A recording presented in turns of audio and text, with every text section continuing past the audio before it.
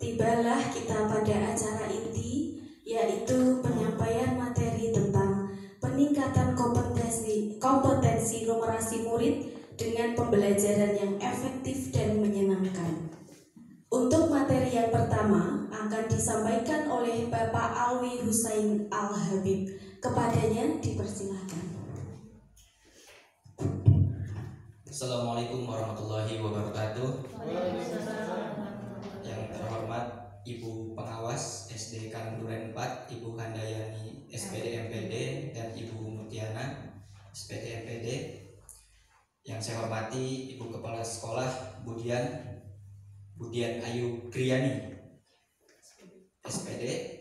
Yang saya hormati pula Bapak Ibu Guru semuanya yang hadir dalam acara in-house training, serta ada Ibu TK Alumsari dan rekan-rekan saya dari SMP Alam Nurul Furqon. Kalau di dinas namanya SMP Alam Nurul Furqon, tapi yayasannya namanya Sekolah Alam Planet Nuvo biasanya. Jadi ada planetnya, makanya bentuknya itu biji kemudian bulat gitu, bentuk planet ya Ibu Bapak. Ibu Bapak yang sama-sama berbahagia pada hari ini, untuk bagian saya pagi hari ini, meskipun sebenarnya disebut Ibu Bapak itu gimana gitu ya kita ini ya, karena masih muda ya, panggil Mas atau Mbak boleh gitu. Kalau di pondok kami biasanya panggilnya Ustadz Ustazah biasanya, tapi kalau pembelajaran juga sama Ustadz Ustazah. Panggil Bapak itu saya udah tua sekali. Mas aja. Iya.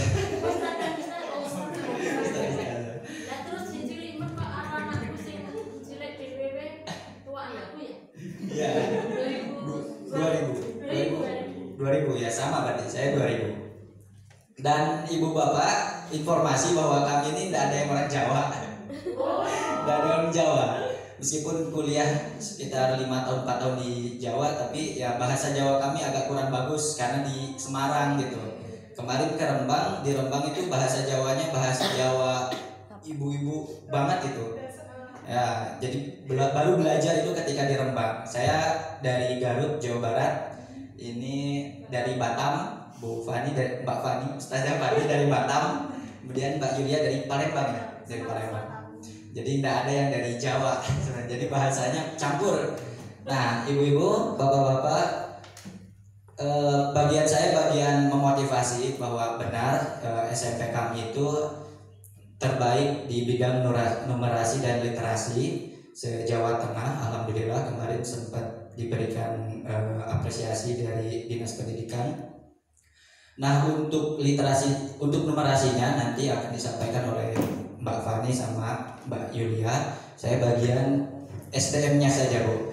Karena kami punya visi untuk mencerdaskan kehidupan bangsa itu dimulai dari sumber daya gurunya terlebih dahulu.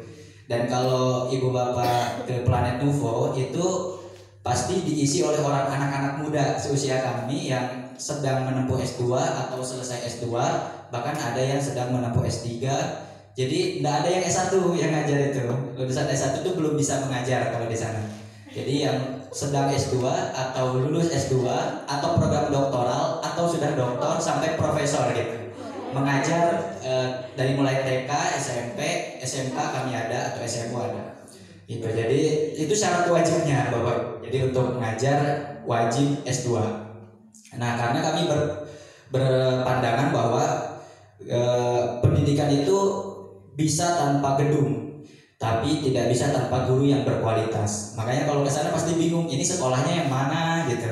Ini pondoknya yang mana? Sekolah alam itu kan bayangannya adalah ya kita tidurnya di alam gitu ya. Enggak juga. Ada. Jadi kalau Bapak Ibu ke sana itu bentuknya itu seperti taman rekreasi. Jadi rumahnya itu rumah-rumah hobbit. Kalau Bapak Ibu nonton Harry Potter atau nonton The Lord of the Rings ya, itu ada rumah bulat gitu. Bulat, rumah kapsul kami menamakannya. Kami tidur di sana, rumah kapsul. Kalau ustazahnya tidurnya itu di rumah sesek, rumah khas Papua. Rumah honai, rumah khas Papua. Jadi dibuat dari alang-alang gitu. Jadi sangat rindang, sangat asri ya. Jadi pas ke sana pasti bingung, ini yang mana nih sekolahnya? Ya itu sekolahnya di alam itu. Karena kami membiasakan diri untuk sekolah tanpa gedung supaya anak-anak itu lebih fresh. Nah, ini sekolah alam pertama di Kabupaten Rembang pada tahun 2019. Ini ceritanya, Bu. Jadi kami ini kan sudah mahasiswa di Semarang. Kami punya yayasan namanya Monash Institute di Semarang. Produk menghasilkan mahasiswa yang hafal Quran, terus kemudian berwirausaha, menjadi pemimpin di organisasi juga. Tagline-nya itu ilmu ulama, amalul agniya, sidatul muluk wal malah, atau lebih disederhanakan berilmu, berharta, berkuasa gitu. Nah, kami sadar bahwa pendidikan yang kami dapatkan ketika mahasiswa itu telat. Saya masuk ke kampus itu kan 2018 ketika usia saya 18 tahun, dan itu saya sangat merasakan bahwa ketertinggalan itu ada. Teman-teman seusia saya itu udah hafal Quran 10 juz, 20 juz, saya baru mulai waktu itu. Saya kira wah ini nggak bisa nih, terlambat gitu. Dan pengasuh pondok kami Muhammad Nasih juga beranggapan yang sama, telat kalau kemudian dididiknya itu ketika mahasiswa. 2019 itu saya masih semester 3. Kami dikumpulkan gimana kalau kita buat sekolah SMP alam gitu. Nah, dengan pandangan bahwa kalau sudah kuliah susah diaturnya, mending dimulai dari SMP aja. Akhirnya deal, kita buat pondok. Saya waktu itu masih semester 3 ke Rembang, mengajar pertama kali di Rembang di semester 3 2019 gitu. Nah, ini tanggal 1 April. Makanya kita ini baru punya lulusan 2 lulusan ya. Yang ini mau ketiga ini sekarang. Sekolah ini terletak di pojok desa Melangir. Jadi kalau ke Rembang itu paling ujung banget ya. Udah ujungnya lagi, pokoknya ujungnya ya. Ini desa, ujungnya desa gitu. Gak ada peradaban. Nah, peradabannya itu Planet Nuvo itu. Pemilihan lokasi sangat mendukung terciptanya sebuah lembaga pendidikan dengan konsep Quranic Habit Camp. Ya, jadi tagline di sana itu Quranic Habit Camp. Jadi semacam mempelajari Al-Quran, kemudian langsung bertafakur dengan alam. Nah, paradigma sekolah alam dan mengalami. Jadi kata alam itu kami pandangi bahwa ini langsung mengalami. Kalau kita belajar IPA, belajar biologi gitu, ya langsung praktek di alam itu. Data yang luas, ini luas tahun 2000 berapa, tapi setiap bulan, setiap tahun luas tanah Nuvo itu terus bertambah ya. Jadi ini kayaknya masih tahun 2020 atau 2021 kayaknya. Sekarang sudah bertambah lagi. Kami punya kalau untuk lahan sekolahnya itu paling berapa, 2 hektar ada ya, 2 atau 3 hektar. Tapi untuk perkebunan, pertanian, terus peternakan itu lebih luas lagi. Boleh lanjut, Pak? Kemudian tenaga pendidiknya itu sudah lulus S1, sedang S2 atau sedang S3. Memiliki kapasitas holistik dengan kemampuan penyampaian yang baik. Kami ini tiap hari itu masih terus belajar. Ya, masih terus evaluasi. Biasanya kan evaluasi mungkin bulanan ya. Kalau kami evaluasi harian. Jadi ada evaluasi harian, evaluasi mingguan sampai evaluasi bulanan. Aktif dalam organisasi tingkat daerah, kabupaten, nasional, dan internasional. Nah, Bapak Ibu yang Mbak Fani kemudian Mbak Yulia ini kami juga di sana adalah para pemateri yang sudah di tingkat nasional. Itu baru boleh ngajar gitu. Kalau belum bisa. Jadi ada sertifikasi di kami sendiri di organisasi. Kami ikut organisasi setingkat apa? Kalau sudah setingkat nasional baru bisa mengajar gitu. Kualifikasinya, karena yang kami didik benar-benar anak-anak yang memiliki tagline tadi, berilmu, berharta, berkuasa. Nah, dalam konsep kekuasaan itu anak-anak harus pandai berorganisasi. Peserta didik merupakan seluruh anak berusia SMP, lulusan SD, MI sederajat se-Indonesia. Bahkan fun fact-nya adalah tidak ada satupun anak asli dari desa itu yang sekolah di Planet Nuvo. Tidak ada. Fun fact-nya itu karena Ibu Bapak, sekolah ini didesain memang sekolah yang mahal. Jadi orang desa beranggapan, nggak bisa masuk nih karena mahal, padahal enggak juga. Dan ini seluruh Indonesia, bahkan kami punya mahasiswa dari mancanegara juga, ya dari Taiwan, dari Cina ya. Maka bahasa yang kami gunakan sehari-hari di Planet Nuvo itu ada 3, bahasa Arab, bahasa Inggris, bahasa Mandarin. Bahasa Indonesia kan keseharian, tapi yang dipelajari itu 3, bahasa Arab, Inggris, sama Mandarin. Kemudian semua peserta didik akan ditempatkan di asrama Rembang ini. Jadi tadi asramanya itu bentuknya bulat-bulat. Nanti kalau ibu bapak lihat YouTube atau lihat Google ya, atau lihat Instagramnya boleh dilanjut Pak. Nah, visinya melahirkan generasi muslim intelektual profesional berakhlak Qurani. Jadi Bapak Ibu, misinya misi alam, misi nilai-nilai Qurani, misi kewirausahaan. Karena pesantren ya, jadi basicnya adalah basic pesantren. Anak-anak dididik tidak hanya hafal Quran, tapi juga memiliki kemampuan akademik yang baik. Kami itu kan punya lembaga SMK juga, selain SMP, SMK, SMA, MA ya. Jadi kami menyasar lulusannya itu masuk ke perguruan tinggi excellent kayak UI, terus ITB, gitu, UGM. Jadi ke perguruan tinggi excellent dengan visi tadi bahwa tidak hanya orang yang hafal Quran tapi juga bagus secara akademik. Bahkan ada nilai plusnya, yaitu adalah kewirausahaan. Anak-anak itu sejak dia masuk ke Planet Nuvo itu sudah diberikan motivasi untuk kaya gitu. Sesuai dengan tagline-nya itu, berilmu, berharta, berkuasa, cerdas, kaya, berkuasa gitu. Nah, maka anak-anak dibekali berwirausaha tidak hanya bekal secara materi gitu, tapi juga bekal motivasi juga sama. Ustadz-ustazahnya sama, kami juga dibekali motivasi untuk berwirausaha. Jadi guru-guru Planet itu wajib memiliki bidang usahanya masing-masing sehingga ketika mengajar itu enak, tenang. Kadang kami berpandangan kalau perut lapar, perut kosong itu kadang suka nggak tenang ngajar, makanya harus diamankan dulu dari segi kewirausahaannya. Nah, kami ini punya bidang usaha masing-masing yang berbeda-beda. Tentunya ada yang di Rembang, ada yang di Semarang, ada yang online.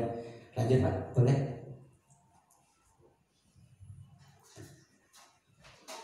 Kemudian ini tujuan 1 tahun, ada tujuan 5 tahun, ada tujuan jangka panjang. Terwujudnya sekolah unggul dalam ini berarti tahun kemarin. Sebelum adanya pengumuman kemarin bahwa Planet Nuvo mendapatkan nilai literasi dan numerasi terbaik. Ini tujuan ini 1 tahun, berarti ini dibuat 2023 atau 2022 ya. Karena emang kami sudah menyasar dari tahun kemarin itu sudah menyasar, pokoknya harus terbaik secara literasi dan numerasi gitu. Nah, ini sudah disasar tapi berbasis Al-Quran. Yang kedua, terwujudnya sekolah yang terampil dalam pengelolaan sumber daya alam. Tadi bisa juga mengelola tanah, bisa mengelola perkebunan, peternakan, selain juga jago dalam literasi dan numerasi, karena ini bekal basic dasar siswa untuk berkembang, bertumbuh dan berkembang. Next Pak. Nah, ini program 5 tahun, terwujudnya sekolah yang mandiri secara intelektual dan finansial. Kami sangat berharap bahwa sekolah alam ini menjadi motivasi bagi sekolah-sekolah yang lainnya, terutama dalam hal kemandirian intelektual dan finansial. Harapannya itu berarti 4 tahun ke depan, karena ini visi 5 tahun, 4 tahun ke depan itu Planet Nuvo memiliki bidang-bidang usaha yang menggerakkan seluruh sektor-sektor di Planet Nuvo. Maka semuanya itu diberikan bekal untuk berwirausaha. Selain juga bekal intelektual seperti beasiswa, kami dibiayai oleh Planet Nuvo untuk sekolah setinggi-tingginya sampai S3, sampai lulus doktoral atau profesor. Kemudian untuk wirausahanya kami diberikan juga modal berwirausaha. Dan ibu bapak sekalian, kami ini berdiri tanpa adanya bantuan dari Dinas Pendidikan, tanpa adanya bantuan dari pemerintah.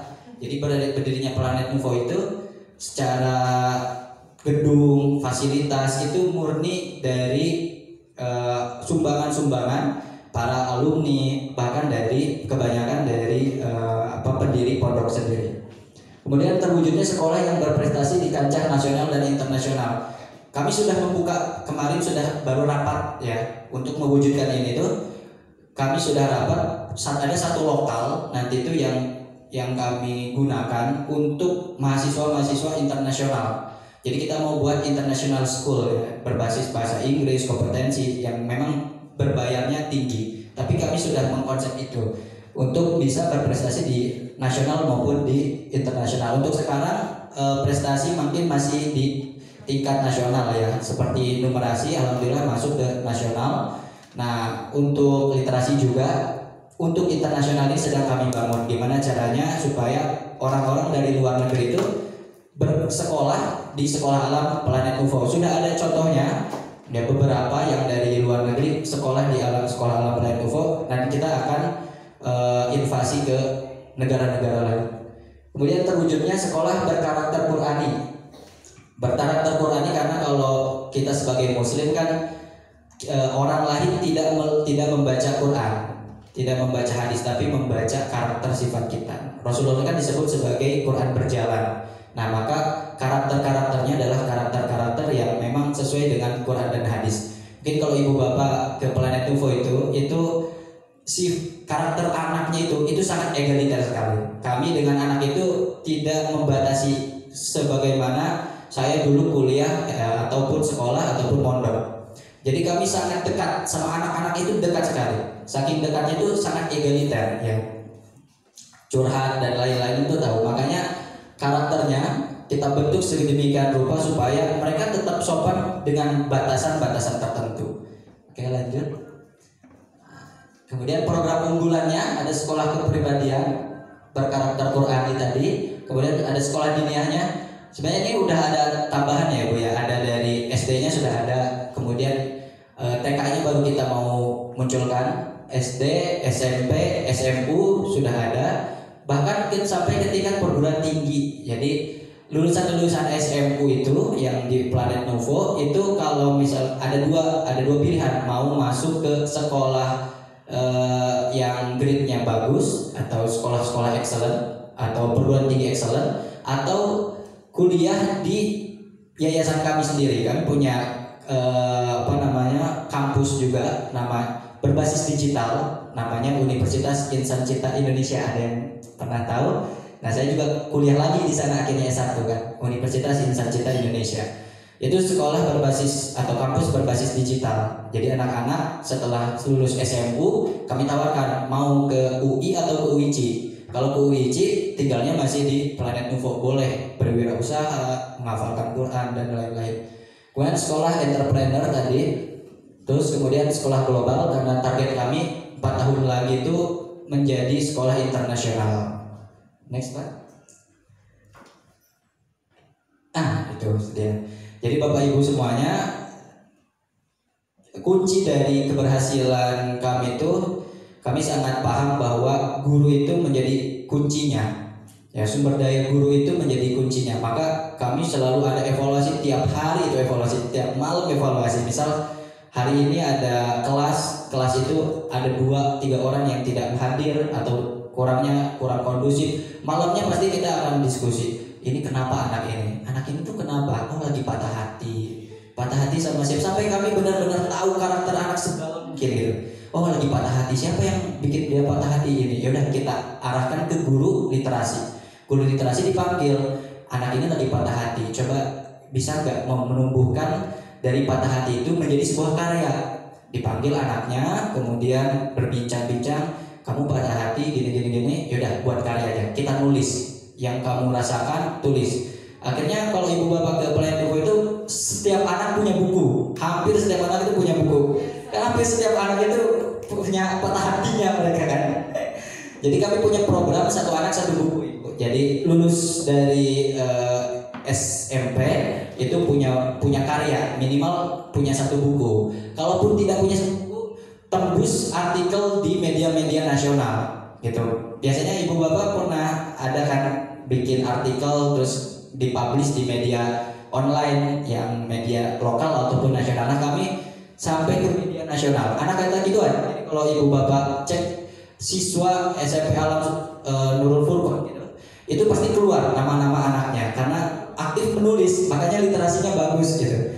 Tadi berawal dari perasaan mereka, berawal dari sikap egaliter kita di kelas, ya, berawal dari evaluasi kita selama mengajar. Apa nih yang kurang, apa yang harus ditingkatkan tiap hari. tidak hanya anak, gurunya juga. Bahkan kami ini selalu mewanti-wanti, ini minggu ini kira-kira kita dicek apa lagi itu. Pasti dicek, guru-gurunya ini dicek juga. Kayak saya misalkan, atau guru-guru ini dicek hafalannya sudah sampai mana. Anak-anaknya disuruh hafalan tapi guru-gurunya nggak hafalan. Matematika kamu sudah sampai mana gitu. Guru-gurunya mengajarkan anak-anaknya belajar matematika, masa gurunya enggak. Literasi juga gitu. Jadi matematika, literasi sama hafalan Quran itu pasti pengecekan tiap minggu ada gitu. Dari pengasuh maupun dari sesama guru ya, untuk evaluasi supaya meningkatkan sumber daya guru. Ibu bapak, sekarang kami lebih banyak juga sadar bahwa gizi itu penting. Ini juga berhubungan sama daya tangkap anak ya.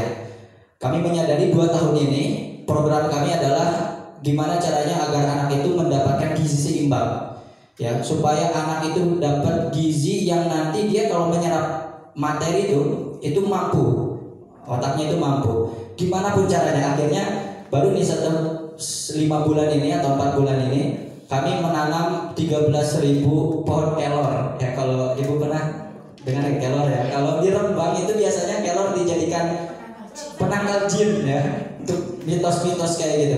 Kalau kami enggak, karena kelor itu kan disebut gizinya tinggi, the magic trees gitu. Jadi kami gunakan itu sebagai suplai gizi anak-anak ya, sebagai suplai gizi anak-anak. 13.000 pohon kami tanam. Sekarang sudah tiap hari itu anak-anak makan kelor, dan itu sehat sekali membantu pertumbuhan anak-anak juga.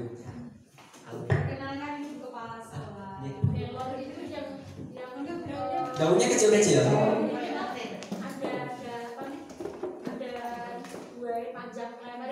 Iya, iya.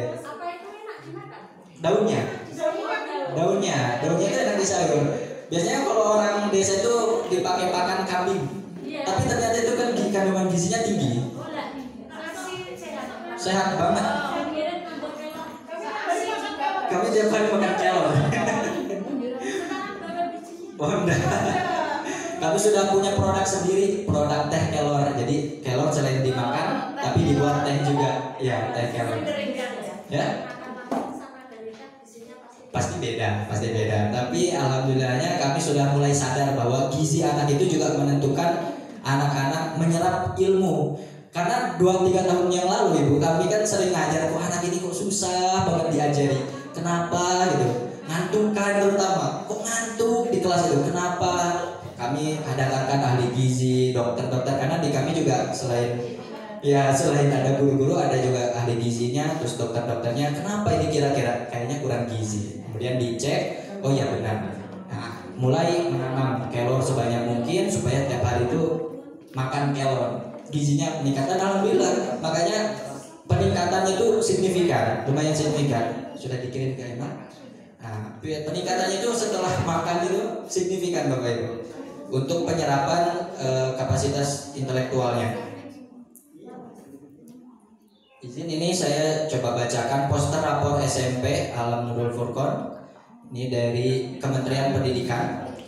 Ada Pak yang filenya poster rapor? Di sini ada kemampuan literasi, kemampuan numerasi naik dari tahun ke tahun, dan kalau dilihat nilai naik dari tahun 2023 ya, setelah kami sadar bahwa gizi itu penting. Kemampuan numerasi juga di sini ada pemahaman murid terhadap domain bilangan aljabar. Nah ini dari Kementerian Pendidikan. Kemudian ada karakter murid. Karakter murid dinilai dari akhlak, keimanan, sikap gotong royong, kreativitas, cara pikir, dan kemandirian.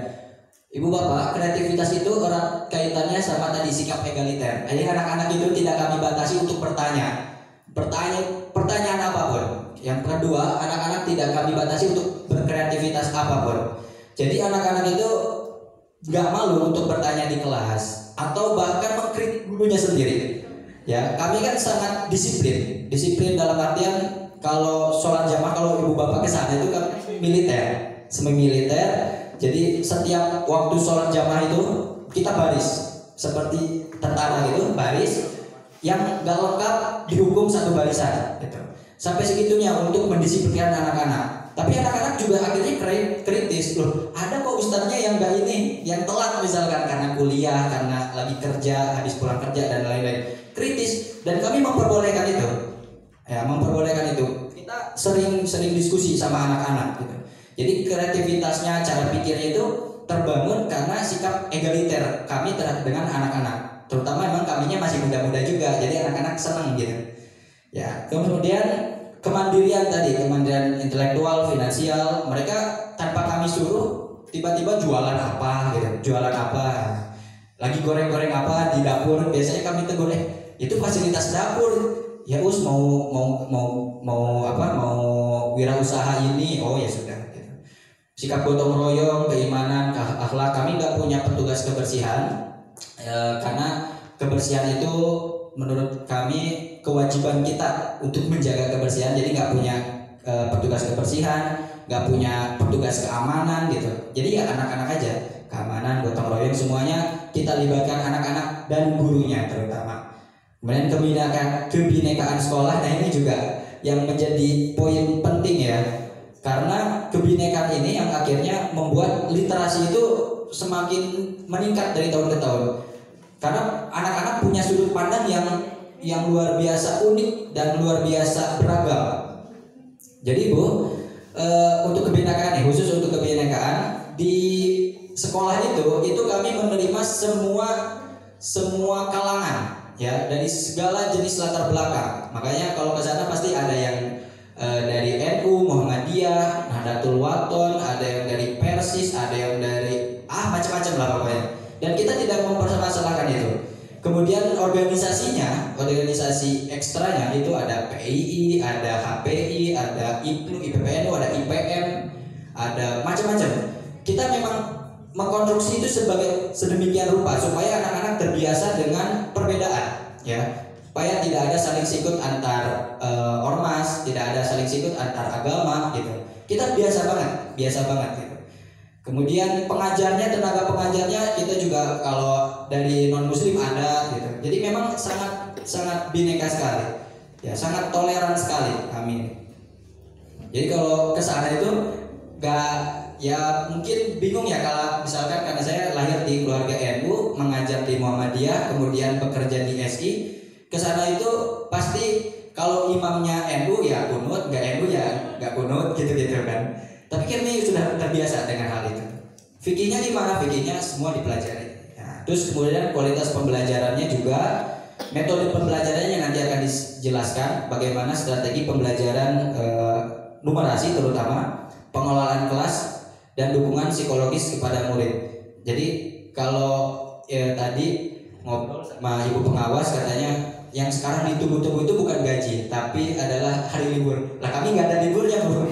Di sana itu Sabtu Minggu itu masuk sekolah. Sabtu Minggu itu kita masuk sekolah. Jadi sekolah itu dari mulai pagi sampai malam, Senin sampai Minggu tidak ada liburnya. Kami nggak pernah ada hari libur pun. Kayak kemarin kan ada hari libur dari Kamis sampai Minggu kan. Kami nggak libur di sana, ngajar biasa gitu, sekolah biasa. Karena kurikulumnya kami pakai sendiri. Nah ini yang mau saya jelaskan juga dari Pak Rozak, minta maaf. Kami tidak menggunakan kurikulum dari dinas. Nah, kami tidak menggunakan kurikulum dinas, kita menggunakan kurikulum sendiri. Pernah disidang waktu itu, dievaluasi ini gimana kok tidak mengikuti standar dinas gitu. Pak, kami punya standar sendiri, begini kami jelaskan dari mulai kelasnya, anaknya, pengkondisiannya. Bahkan kami jelaskan Finlandia itu berhasil di pendidikannya karena rasio antara guru dan murid itu 1:11 di Finlandia gitu. Nah kalau di Indonesia kan kalau di undang-undang kalau nggak salah 1:25 atau 26 gitu kalau di Indonesia itu. Ya 20-an lah, 1:20-an. Kalau kami di Planet Novo itu rasio guru dan muridnya 1:4. Jadi satu guru ngajar 4 murid, satu guru ngajar 4 murid. Ya, supaya lebih efektif dan efisien. Kalau 40 siswa kayak ngajar, yang paling belakang itu mungkin tahu nggak tahunya kita peduli amat, bodoh amat nggak tahu karena harus ngecek satu-satu kan lama. Tapi kalau 4 orang kita cek benar-benar kamu paham nggak? Paham, coba jelaskan ulang. 4 orang itu Nah, makanya kami jelaskan itu ke dinas, akhirnya diterima karena rasio gurunya banyak. Muridnya 130, gurunya juga lebih banyak gitu. Gurunya 30-an lebih gitu. Jadi setiap kelas itu ada kelas besarnya, ada kelas yang kecilnya, kelas 1 guru 4 siswa, 1 guru, dan itu terus ya berlangsung. Bahkan di kelas besar pun, nah ini mungkin nanti dijelaskan sama Ustaz saja. Bahkan di kelas yang besar pun, yang satu kelas 30, enggak sampai, satu kelas 20 orang misalkan. Kalau kelas saya ada 30, saya wali kelas 3, satu kelas itu 30 orang. Bahkan di kelas saya pun itu saya bagi menjadi 3. Di kelas yang lain juga sama. Ada basic, intermediate, advance. Kelas 3 SMP kalau dia pemahaman numerasinya masih basic, ikut sama kelas 1 gitu.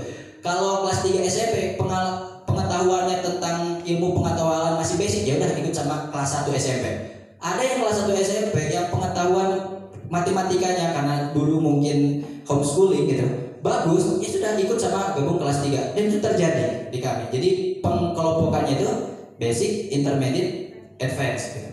Nah, itu di kelas, maka kami jelaskan itu ke dinas dan diterima. Kita baru melaksanakan akreditasi itu tahun ini kan ya?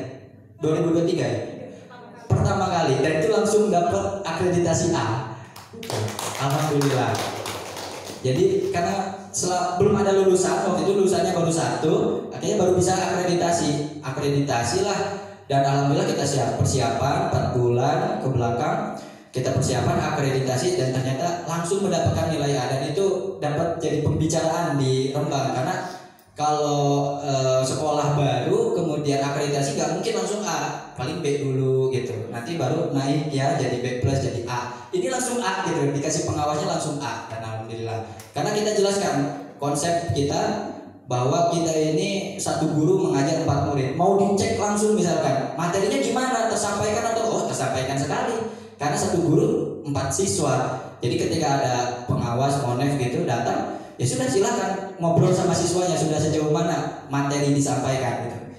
Nah itu kelebihannya kalau banyak guru ya, banyak guru itu alhamdulillahnya anak-anak jadinya bisa fokus untuk kita ajari.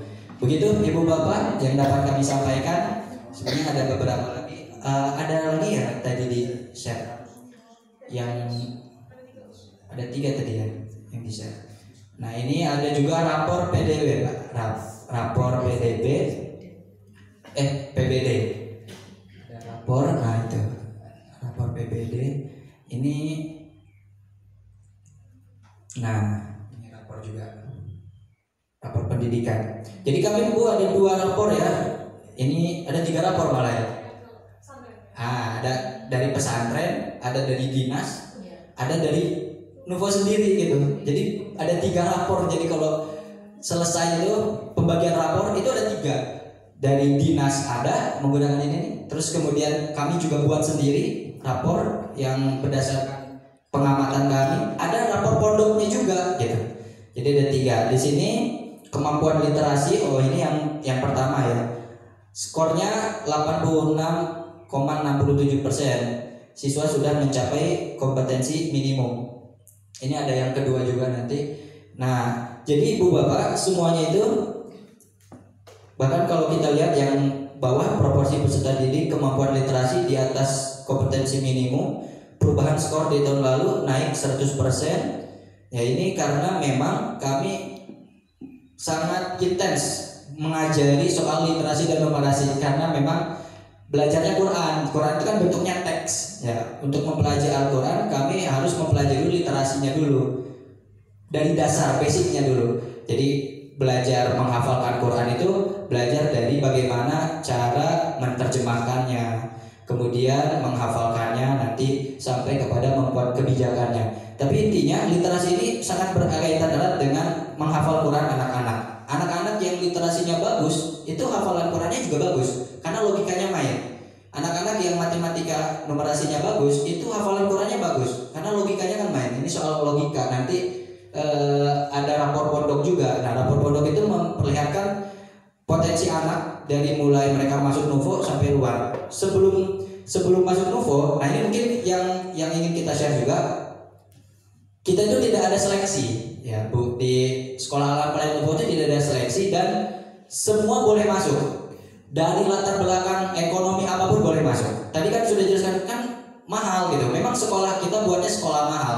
Cuma ketika sudah masuk itu Bapak Ibu, jadi nanti dikasih semacam selembaran. Terus kemudian disuruh milih sesuai dengan tingkat ekonominya masing-masing. Kalau di kampus kan kita nulis misalkan yang menentukan kan kampus. Oh, kamu dapat UKT golongan berapa. Kalau kita enggak, yang menentukan kita sendiri. Anak-anak mau dimasukkan ke Planet Nuvo, nulis kita, saya mau masuk golongan yang 400 per bulan misalkan, atau 800 per bulan, 1 juta per bulan, itu nulis sendiri. Bahkan 0 rupiah pun ada. Ya, jadi yang bisa sekolah 0 rupiah pun ada. Kita subsidi silang kan.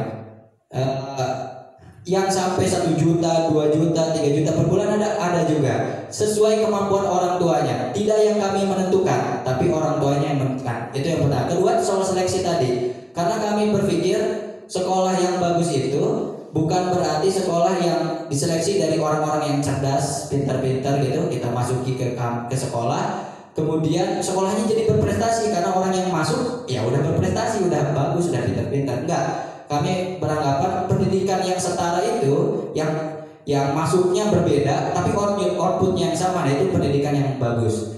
Ada yang masuk itu nggak tahu baca tulis, ada yang masuk itu nggak tahu baca Quran, ada banyak gitu. Tapi outputnya kami harap semuanya sama, tersistem gitu. Jadi tersistematik. Masuk dapat pelajaran yang sama, yang bayar 10 juta per bulan sama yang 0 rupiah memiliki fasilitas yang sama, sehingga kami juga mengajarnya, ya kami mengajar kepada murid-murid dengan fasilitas yang sama, murid-murid juga belajarnya semangat gitu. Karena mereka merasa oh persaingannya ini bukan lagi soal privilege, persaingannya ini soal kemampuan mereka aja.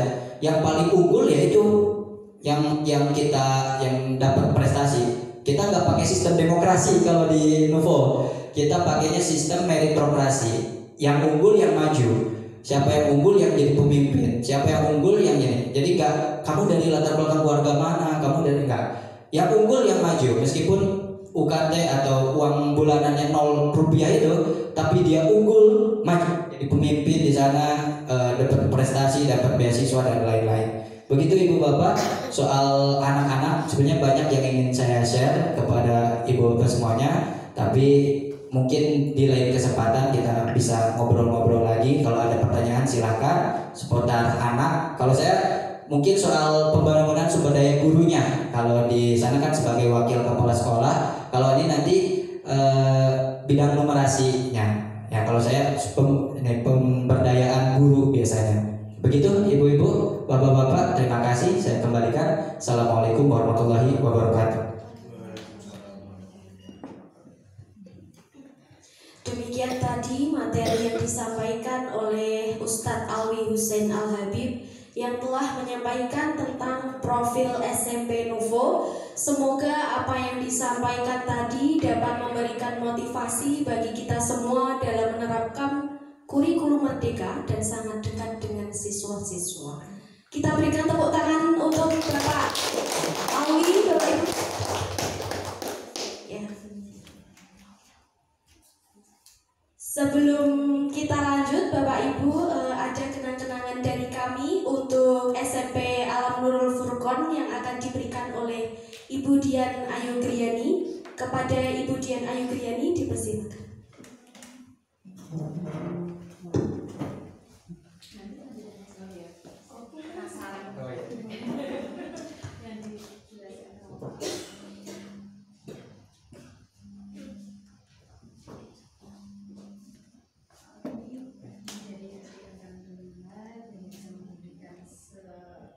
Seperti ini sebagai kenang-kenangan dan sekaligus ucapan terima kasih.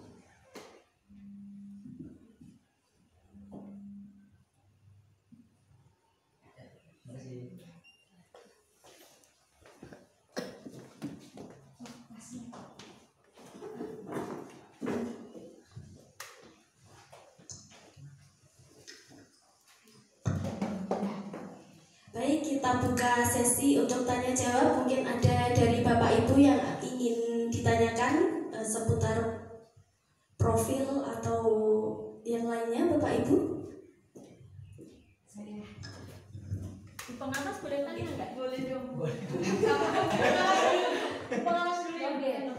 Sini, terima kasih. Jadi nggak usah pakai ini. Terima kasih. Kembali matur lagi nih. Padahal tadi sudah diingatkan jangan banyak bicara tapi banyaklah makan kan. Cocok ya Mas Alwi? Yang saya tanyakan pasti beda dengan Bapak Ibu guru maupun bunda-bunda kepala sekolah berdua ini. Saya hanya tanya dua hal yang tadi saya sempat nyimak.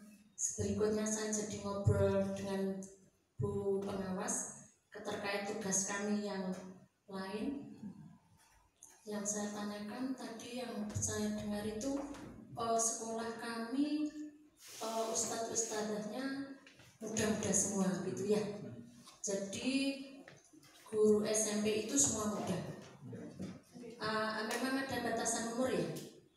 Tidak ada batasan umur. Nah berarti kalau sudah mengajar di situ berapa umurnya berapa nanti terus ganti gitu? Ya, nanti. Oke. Saya tadi nggak enggak gitu loh kok muda semua. Bingung tak cerita. Sampai sudah nggak produktif jadi ilmuwan. Itu mungkin satu sisi kelebihan yang luar biasa yang dipunyai oleh sekolah alam. Yang kedua sangat sensitif ini yang saya tanyakan.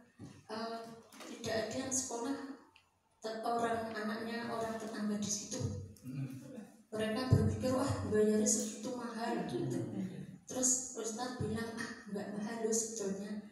Bu coba dibisiki nggak mahalnya itu berapa. Itu Ustadz, terima kasih.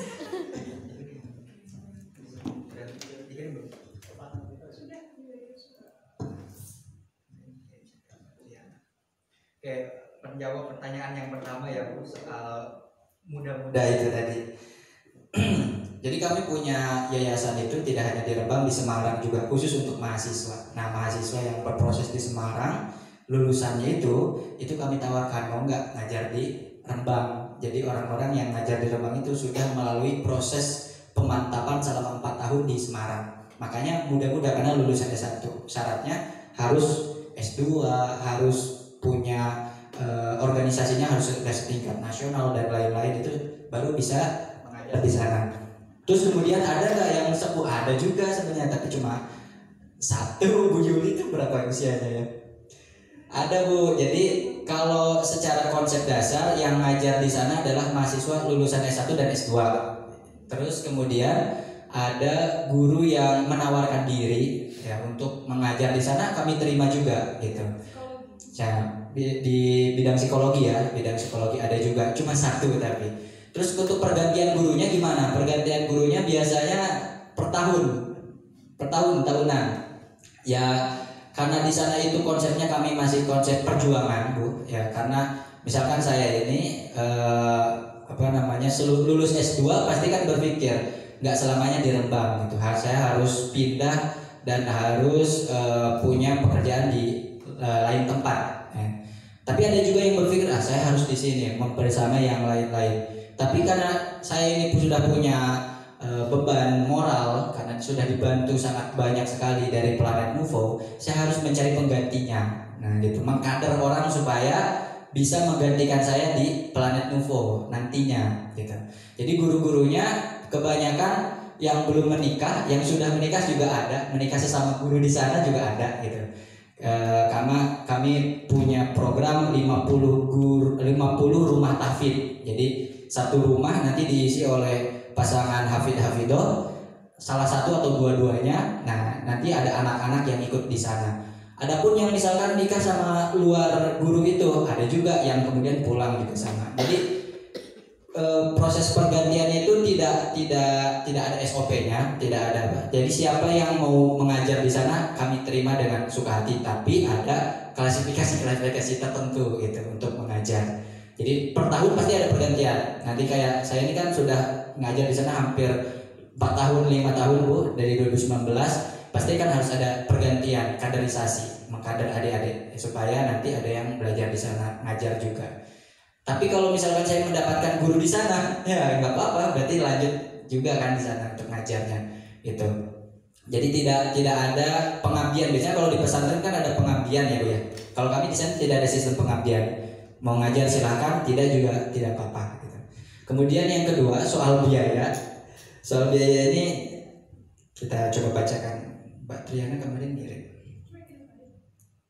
Jadi untuk biaya, kenapa tadi nggak ada siswa dari desa itu sendiri? Jadi sudah ada kesepakatan. Jadi gini cerita panjangnya. Cerita pendeknya, pimpinan pondok pesantren kami itu sudah berasal dari keluarga pesantren juga. Jadi di desa itu ada satu pesantren yang sudah berdiri lama, yang didirikan oleh bapak pemimpin pondok pesantren kami. Ya, oleh karena itu pesantrennya kan sudah punya SD juga, ada juga SMP-nya juga gitu. Udah ada SMP di desa itu, sudah ada SMP, udah ada SMA-nya juga gitu. Nah kemudian pimpinan pondok pesantren kami ini ingin bangun SMP lagi di desa yang sama. Otomatis kan banyak yang bilang, oh nanti kalau ada yang bikin SMP lagi, orang-orang yang masuk SMP kami berkurang dong gitu. Ya, oleh karenanya pimpinan kami bilang enggak, nanti yang sekolah di sini akan diprioritaskan untuk orang-orang di luar desa, di seluruh Indonesia terutama. Dan benar, itu sudah jadi kesepakatan antara pimpinan pondok sama masyarakat desa supaya tidak mengganggu SMP yang sudah berdiri, ya tidak mengganggu itu, maka yang SMP ini itu dipersilakan untuk mencari di luar desa tersebut. Ya, makanya tidak ada yang mondok di sana. Kemudian, tapi itu kita berhubungan baik ya sama SMP dan juga pondok pesantren di sana itu berhubungan baik karena masih satu keluarga. Jaraknya juga cuma berapa 50 meter tuh nggak nyampe. Jadi kayak tetanggaan gitu. Tapi nggak mengganggu. Muridnya kami kan udah 130 itu berasal dari seluruh Indonesia kecuali desa tersebut. Terus kemudian untuk biaya, Bapak, ini biaya ada beda-beda antara SMP, SD dan SMA. Untuk SMP-nya, ini SMP-nya itu, nah ini. Karena kita tadi sistemnya itu kan silahkan yang mampu bayar semampunya gitu. Ada golongan-golongannya. Misalkan golongan 1 ini murah Bu. Golongan 1 itu 1 bulannya 1.500.000 gitu. Terus golongan 2-nya 1 juta, golongan 3-nya 800, golongan 4-nya 500, golongan 5-nya 0 rupiah. Jadi ada PDB, kita masang PDB gitu, orang datang dikasih formulir mau milih golongan berapa. Yang menentukan itu orang tuanya. Itu sekemampuan dia. Ada yang milih 4, 2, 1, 3, atau bahkan ada yang melebihkan gitu, lebih dari 1.500.000 per bulan ada gitu. Itu kos biaya bulanannya. Ada yang 0 rupiah, ada juga, boleh gitu. Kemudian ada biaya-biaya lainnya juga tercover. Kalau yang 0 rupiah kan biaya-biaya kayak seragamnya, terus kemudian alat tulisnya, semuanya kita bantu juga. Jadi Bu Bapak, soal biaya ini kita tidak menekankan harus golongan ini, golongan itu. Enggak, sesuai dengan kemampuan bapak-bapak dan ibunya gitu. Sesuai dengan kemampuan orang tuanya. Begitu paling mahal paling itu. Sama biaya masuknya. Biaya masuknya adik saya karena di sana jadi saya tahu adik saya itu biaya masuk kemarin 22 juta. Itu milih sendiri. Sebenarnya bisa juga kita milih biaya masuknya 5 juta kan bisa gitu. Cuma karena saya menganggap kita ini masa mau berjuang kok mengeluarkan uang sedikit, ya sudah 27 juta untuk 3 tahun gitu. Begitu Ibu, paling kalau untuk biayanya tidak dibatasi, dikembalikan kepada orang tuanya. Yang 0 pun banyak gitu, yang 0 juga banyak, 0 rupiah itu banyak. Begitu. Bahkan kami kalau ada yatim piatu, duafa kayak gitu, wah senang sekali. Mau nggak sekolah gitu. Kita gratisi, kita datang ke pondok-pondok yatim itu namanya. Nah kayak gitu itu kita datangi kayak Kendal, terus kita datangi mau nggak mondok berapa orang? Iya, mondok di sana, sekolah di sana, kita biayai, kita fasilitasi. Begitu sih Bu, kalau untuk biaya. Oh gitu ya. Yeah. Luar biasa sekali. Berarti penerimaan siswa baru tanpa batas ya? Siapapun yang datang diterima? Diterima, siapapun yang diterima. Kecuali sekarang itu kemarin yang jadi pembahasan itu yang mohon maaf belum bisa diterima adalah yang berkebutuhan khusus. Karena kami belum punya fasilitasnya, karena itu hubungannya sama fasilitas. Tapi sejauh ini tidak ada yang kami tolak, semuanya kami terima. Luar biasa.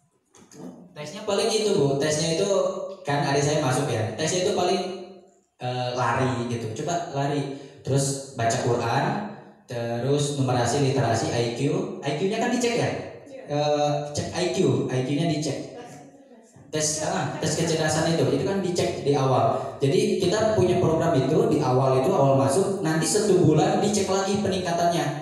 Adik saya itu dicek larinya kecepatan berapa di bulan pertama, di bulan kedua itu udah dicek lagi, lah larinya meningkat gak itu untuk fisiknya secara fisik. Terus hafalan Qurannya, misalkan awal belum punya hafalan atau bacaannya masih jelek, 1 bulan itu langsung kita cek lagi, oh peningkatannya 20%, 30%, 40%, itu kita laporkan ke guru, ke wali murid. Kemudian apalagi banyak yang kita cek IQ-nya, terutama IQ yang sedari awal itu dicek, nanti 3-4 bulan atau setengah tahun lagi kita cek lagi meningkat tidak gitu. Karena itu hubungannya nanti sama placement test, penempatan mereka mau di mana. Kita punya banyak penempatan yang mungkin kalau kita bicara itu bingung cara ngaturnya gimana. Kayak ada lokal gitu, kita cluster ya. Ada clusternya orang yang memang mohon maaf ya, IQ-nya di bawah rata-rata gitu, atau ya kurang mampu memahami pelajaran dengan sangat baik gitu. Itu ada klasternya sendiri. Karena IQ juga nanti berpengaruh terhadap sifat seseorang, akhlak seseorang ya. Kenapa kok dia nakal banget tapi pembelajarannya kok nggak masuk gitu, tapi nakalnya banget. Oh ternyata setelah dicek IQ-nya kurang. Kita coba masukin ke klaster ini, kita coba untuk 1 bulan 2 bulan belajar. Nah bagus, kita pindahkan lagi. Jadi di sana itu sangat kompleks Bu. Anak-anak itu seperti memang kita ibaratkan laboratorium ya. Anak-anak masuk, kemudian oh ini kok begini sifatnya, akhlaknya nggak terlalu baik, kita coba pelajari dulu, terus kemudian kita kembangkan, oh ternyata dia nggak bagus di literasi, numerasi ada kan, nggak semua anak mampu menyerap literasi dan numerasi dengan baik, tapi kita arahkan ke hal yang positif lain, ya usahanya kah, olahraganya atau yang lain-lain, sehingga dia bisa unggul di bidang tertentu. Begitu paling ibu-ibu. Terima kasih, luar biasa.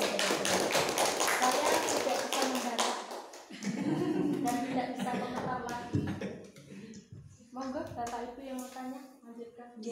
Baik, terima kasih atas kesempatannya. Lanjut saja ya Pak Ian. Luar biasa tadi, sebenarnya tadi mau bertanya sudah saya tulis, tapi menanggapi dulu dari penjelasan, menjawab pertanyaan dari Bu Harti, kemudian kita sekaligus bisa tahu lebih dalam dari SMP Alam Nuvo ini bagaimana cara mengelola siswanya. Yang sudah kami ketahui di sini di kurikulum Merdeka adalah pembelajaran berdiferensiasi. Ya mungkin bisa jadi seperti itu, dan tadi terlintas di benak saya seandainya pemerintah itu juga memperhatikan sama seperti di planet Nuvo ini gitu ya. Jadi pada saat awal penerimaan masuk itu sudah ada fasilitas untuk ngecek tes IQ-nya. Kita baru tahu ini ternyata ada hubungannya mengapa nakal begitu ya. Karena pada saat ini kita itu jikalau di komunitas belajar kami kemudian berdiskusi tentang satu anak mengapa ini nakal, tidak sejauh dari ke IQ-nya Bapak. Jadi kita paling dari latar belakang keluarganya, kenapa begitu, lalu kita melakukan pendekatan, dan baru sebatas itu. Mudah-mudahan nanti dari planet Alam Nuvo ini bisa memberikan suatu inovasi gitu ya, untuk pencerahan kita semua supaya kita pun juga bisa memperlakukan mereka, karena tujuannya yaitu tadi bagaimana kita bisa mencetak output yang sesuai dengan visi misi sekolah kita gitu ya. Bahkan Bu cek IQ dan juga sidik jari bahkan Bu. Wah sampai sidik jari, dan itu pasti biayanya mahal ya Pak? Ya mahal. Nah itu dia. Dulu tuh saya punya mimpi sebelum jadi kepala sekolah itu, seandainya sekolah bisa mengundang semacam lembaga di psikologi ya, psikolog atau psikiater gitu ya, yang bisa membantu kami untuk mengelompokkan setiap siswa jadi bisa memberikan benar-benar pembelajaran yang berdiferensiasi itu tadi. Terima kasih. Yang jadi pertanyaan saya ini tadi dari pernyataan Kak Ali tadi bilang bahwa kami itu tidak pernah libur, malah kemarin ada cuti bersama dari hari Kamis sampai hari Sabtu, bahkan Minggu pun kami tetap mengajar. Dan jenengan itu menceritakannya itu tidak ada beban, sepertinya sukacita, disambung dengan Bu Yulia dan Ibu Fani pun juga sukacita, tidak ada beban. Jadi beda dengan kita ya. Kita terbiasa kalau libur itu adalah waktu kami itu quality time. Kalau kerja kita akan kerja sekeras mungkin gitu, sesemangat mungkin gitu. Tapi di sini saya tersadarkan mungkin perlu ada beberapa hal nih yang bisa kita tanamkan. Saya pribadi juga Bapak Ibu guru di SDN Karangrenupan mungkin juga bisa berbagi dengan Bapak Ibu kepala sekolah pengawas apa sih tips triknya bisa menjaga semangat kerja meskipun tidak ada libur. Jadi antara satu dengan yang lainnya tuh tetap bisa menjaga satu tujuan. Dan saya yakin karena kita tahu bahwa murid pun berbeda-beda ya karakteristiknya, latar belakangnya dan lain sebagainya. Gurunya pun juga pastinya ya. Ada yang kuat, ada yang lelah, ada yang biasa saja. Mungkin loh, ini baru tebakan, nanti bisa jawab pertanyaan saya. Pasti melewatinya itu kan juga tidak mudah. Bahkan setiap hari itu sudah harus bersiap untuk menerima evaluasi. Wah, ini bagian dari siapa ini ya? Iya, ini siapa ini yang akan dievaluasi ya? Nah, itu berarti butuh mental yang kuat gitu loh. Nah, bolehkah berbagi untuk kami semua di sini bagaimana tips dan triknya? Apakah ada hal terkhusus yang menjadi pedoman utama sehingga semuanya itu tetap menjaga muara masing-masing, tetap dalam satu tujuan begitu? Sebenarnya ada banyak pertanyaan, tapi itu dulu karena sebentar lagi ada coffee break gitu. Terima kasih Kak Ali dan teman-teman. Bahkan saya tambahin, kami juga kan masih kuliah gitu. Di tengah kesibukan kuliah, organisasi, kerja juga. Saya kan bekerja juga di PPH Halal Center gitu. Sama, ini juga masih kuliah, masih banyak organisasi karena kami masih muda. Gimana cara bagi waktunya dan lain-lain. Jadi Ibu Bapak semuanya, jadi konsep persaudaraan kami di sana itu sudah terbangun sejak lama sebenarnya antara satu guru dengan guru yang lain. Kita punya tagline berteman melebihi saudara gitu. Tapi masih boleh nikah meskipun bukan saudara kandung kan. Masih boleh nikah. Jadi berteman melebihi saudara. Nah, karena ditanamkan hal itu sejak lama, jadi ketika di Planet UFO ada yang kurang itu kita saling menutupi. Misal saya nggak bisa ngajar hari ini karena misalkan harus ada apa, itu ada saja guru yang mau direpotkan untuk mengajar, menggantikan mengajar. Itu salah satunya. Yang kedua, karena kami ini memiliki semangat mengajar yang tinggi, semangat mengajar dan belajar yang tinggi. Karena pada prinsipnya yang boleh mengajar adalah yang terus belajar itu. Jadi di sana tagline itu yang boleh mengajar adalah yang terus belajar. Kalau tiap hari dia nggak punya pembelajaran apa-apa, yaudah selesai ya, nggak boleh mengajar lagi. Dan kami sadari itu sebagai sebuah kesadaran, bukan sebagai sebuah paksaan. Mengajar itu kayak semacam panggilan hati ya, panggilan hati untuk mengajar. Nah, kenapa kok bisa tanpa beban dari Senin sampai Minggu? Itu Minggu kemarin juga masuk dari pagi sampai malam, bahkan sampai jam 9 malam karena kita sama pondoknya juga gitu. Karena ini filosofi tadi berilmu berharta berkuasa tadi ya Ibu. Kita selesai di gaji guru. Gimana ya bilangnya ya? Kita selesai di urusan logistiknya. Jadi kayak guru-guru tidak lagi memikirkan bagaimana nanti makan, karena makannya sudah ada tim makan sendiri, tim dapur sendiri gitu. Kami makan di catering, sudah ada timnya sendiri. Kemudian bagaimana nanti membeli peralatan, sabun dan lain sebagainya, kami ada koperasi sendiri yang free untuk guru-gurunya gitu. Ya, terus kemudian bagaimana untuk kuliah kami difasilitasi beasiswa untuk kuliah, dan juga bahkan transportasinya juga diberikan. Jadi diberikan mobil untuk transportasi kuliah gitu. Alhamdulillah. Jadi kenapa tanpa beban ya, salah satu motivasinya sih sebenarnya karena fasilitasnya lengkap Bu ya.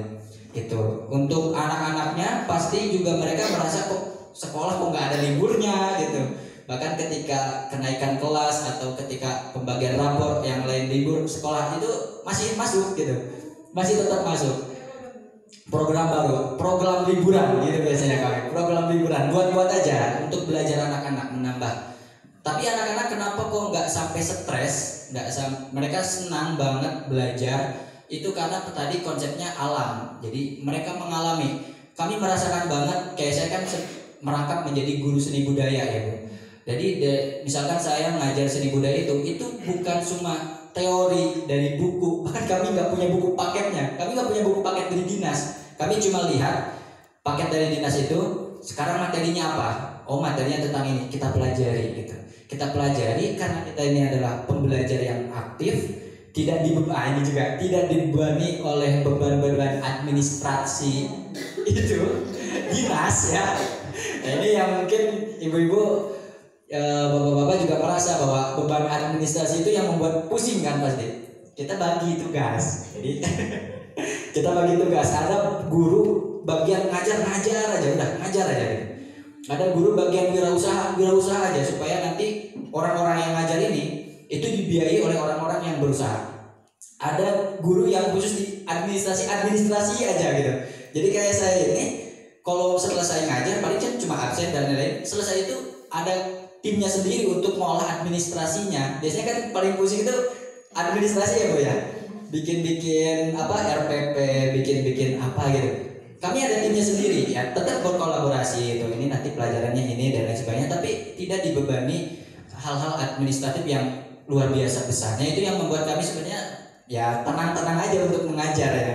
Itu anak-anaknya juga sangat senang pembelajarannya karena fun. Jadi nanti strateginya, apalagi kan literasi numerasi itu kan pusing Bu. Kalau misalkan saya dulu nggak suka banget sama matematika, tapi setelah di Planet Nuvo belajar matematika kok senang sekali gitu. Karena langsung diterapkan kepada hal-hal yang kami sebut sebagai mengalami tadi. Alam, sekolah alam itu mengalami langsung. Seni budaya itu nggak hanya terpaku pada teksnya saja.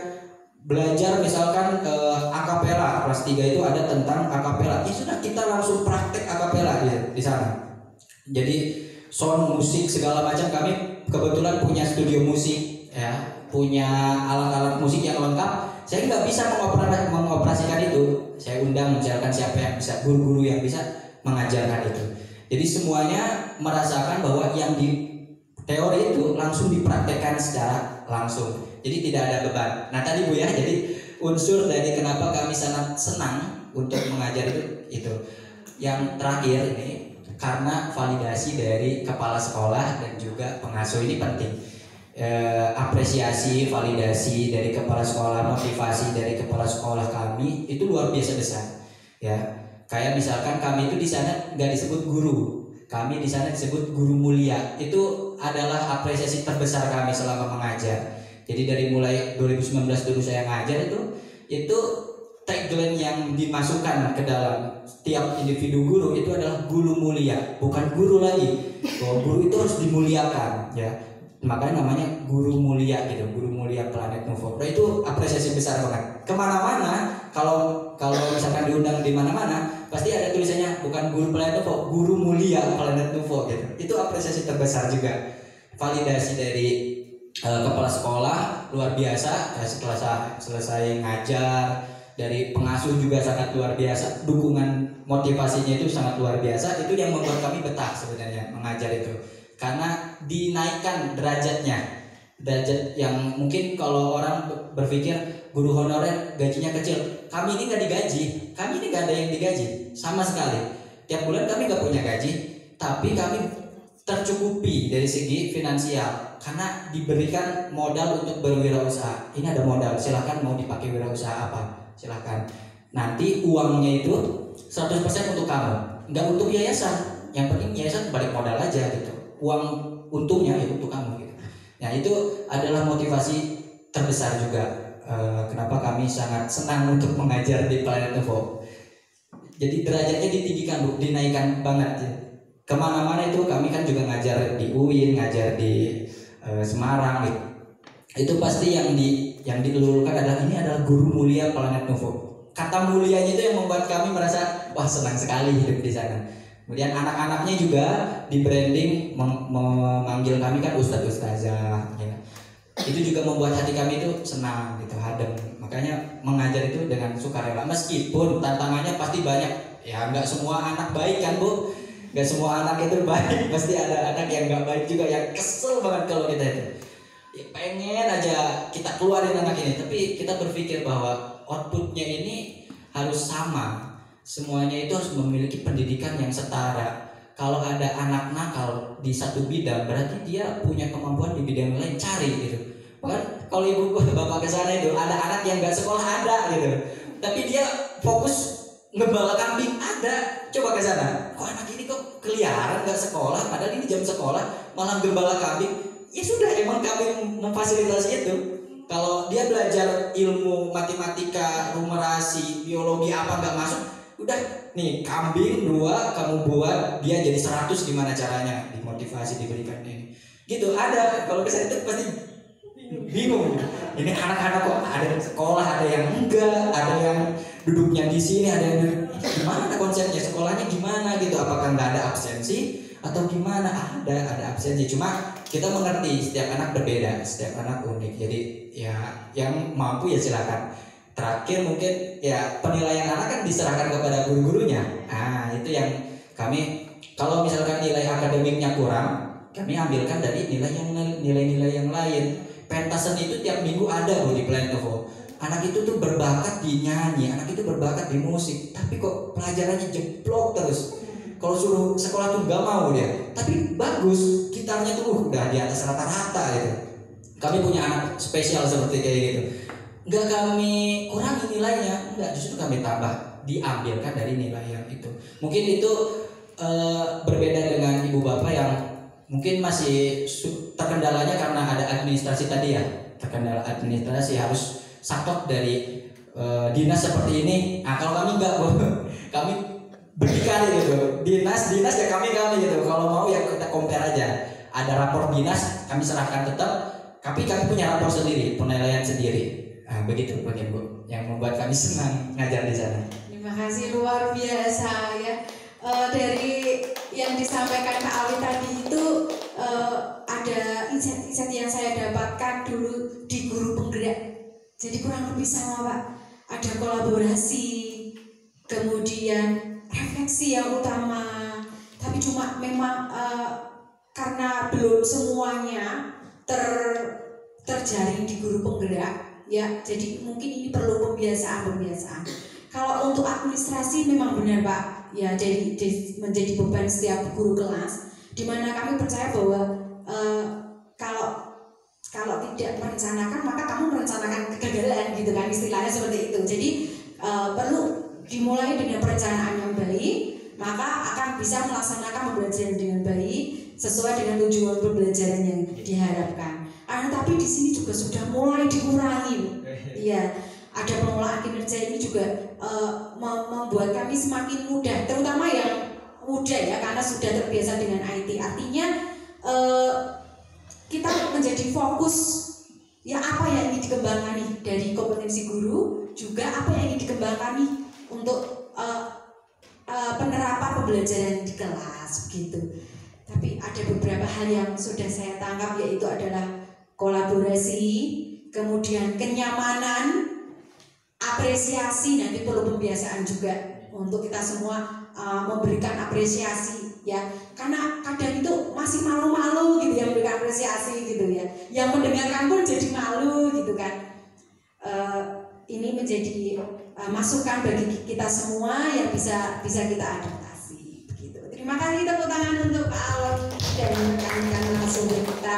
Sepertinya waktunya sudah menunjukkan lewat dari coffee break ya. Monggo saya kembalikan ke pembawa acara, bisa. Baik Bapak Ibu, sebelum kita lanjutkan ke materi yang kedua, kami sudah menyiapkan snack dan minuman yang berada di luar ruangan. Kepada Bapak Ibu kami persilahkan untuk menikmati makanan dan minuman yang sudah tersedia. Nanti kita kembali pukul 10 tepat ya Bapak Ibu. Jam berapa sekarang? 10.15 maaf Bapak Ibu. Pakai semangatnya sampai dari jam. Udah mulai 10.15. Tepat waktu ya Pak Ibu ya. Mau nggak? Ibu, Jadi siap-siap. Ayo Mas, Dari tadi